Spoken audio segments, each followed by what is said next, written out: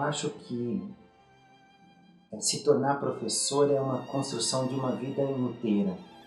No meu caso, eu acho que várias coisas se juntaram para que eu pudesse me construir como educador. A primeira delas, sem dúvida, foi a relação que eu tive com a minha família. Meu pai, ele parava em cima do fogão, nós morávamos numa fazenda, e meu pai então ele parava sobre o fogão a lenha com 5 filhos, e ele então contava histórias para a gente. Só que 5 filhos de idades diferentes tinham também necessidades diferentes. E meu pai tinha aquela paciência em contar para cada um uma história e ao mesmo tempo responder de cada uma as perguntas que surgiam a partir daquelas histórias.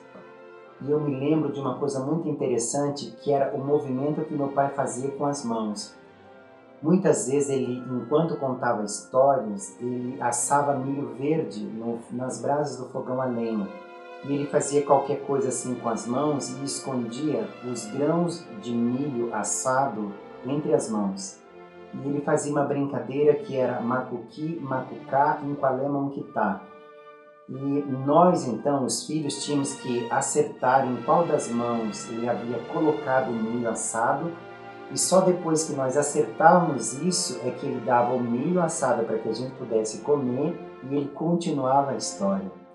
Então, criava-se em torno do fogão um espaço de descobertas, um espaço de perguntas e, sobretudo, um espaço educativo.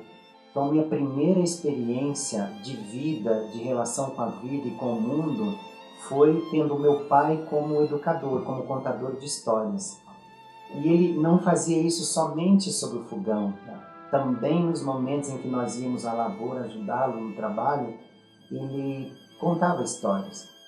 E uma coisa que eu descobri só depois do doutorado em teoria literária é que eu tive na minha infância uma Sherazade como pai, como educador. Porque ao meio-dia na fazenda nós tínhamos o horário da merenda. E o meu pai, ele então abria a saia de um pé de café, ou às vezes limpava debaixo de um pé de laranja, colocava os filhos todos e ele começava a contar histórias do estado de Minas Gerais, que é de onde são os meus pais. E nós, debaixo desse pé de laranja ou debaixo desse pé de café, ouvíamos mais histórias ainda. Só que em um determinado momento o sol começava a se pôr, então voltarmos ao trabalho. E meu pai, então, de uma maneira quase perversa, ele cortava a história, ele bloqueava a história. E nós então pedimos para que ele continuasse a história, para que ele pudesse nos satisfazer naquele desejo, mas penso eu que os contadores de história, eles têm o tempo na palma das mãos, né?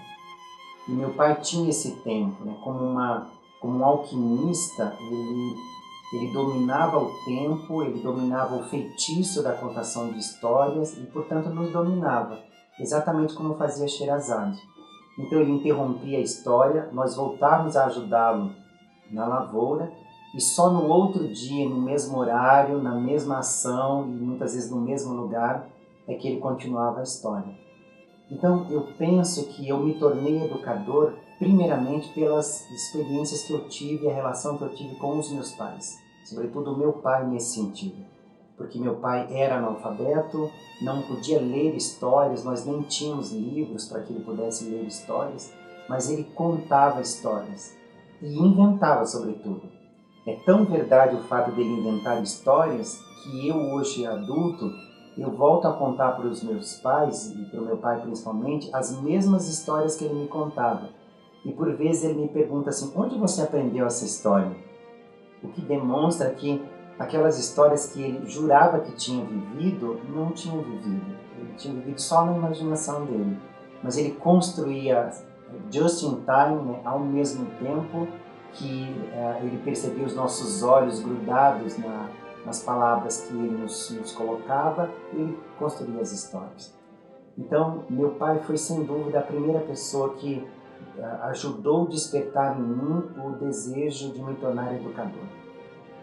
Mas a Madre Teresa de Calcutá, ela tem uma observação, uma frase que eu gosto muito, quando ela diz que algumas pessoas oram com as mãos Então eu penso que algumas pessoas, elas ensinam também com as mãos. Tá?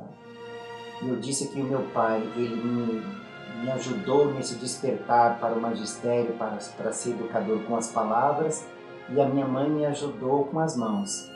A minha mãe sempre foi uma mulher que trabalhou muito por ter 5 filhos, muito próximos uns dos outros, e ela sempre foi uma mulher muito prática, muito operacional.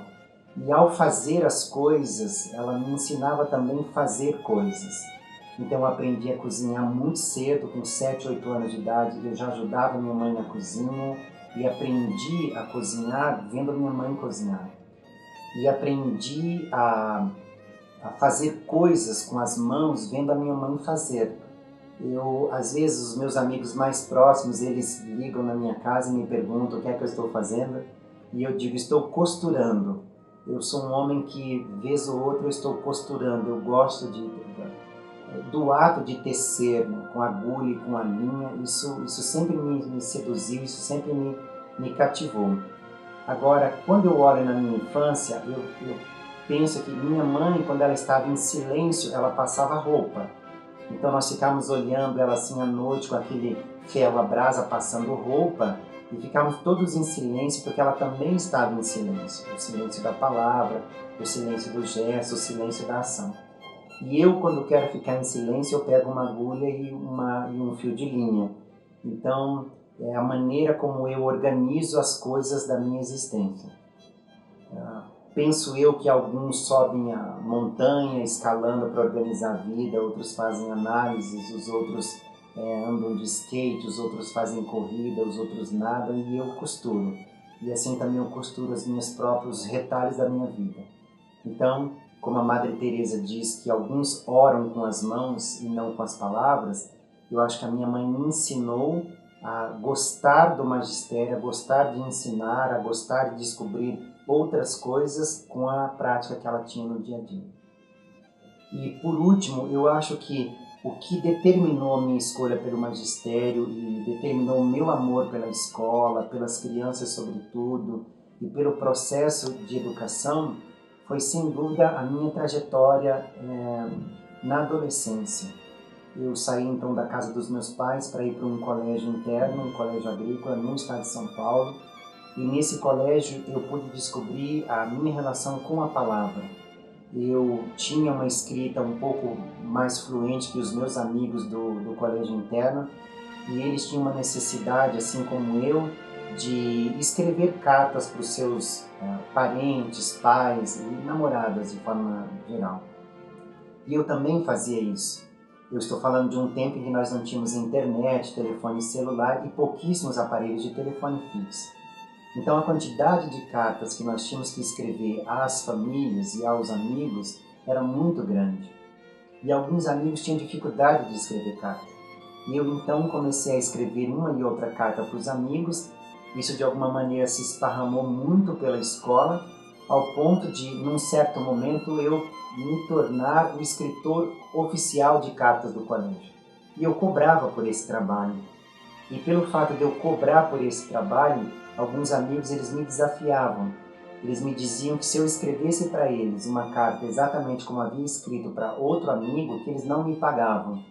E, portanto, eu tinha que me esforçar muito para fazer para cada um uma carta específica, uma carta com a cara e com o jeito próprio daquela que ele havia recebido, e os meus amigos talvez não soubessem que estavam me ajudando a aperfeiçoar ou a construir aquilo que eu faço hoje, que é ser escritor.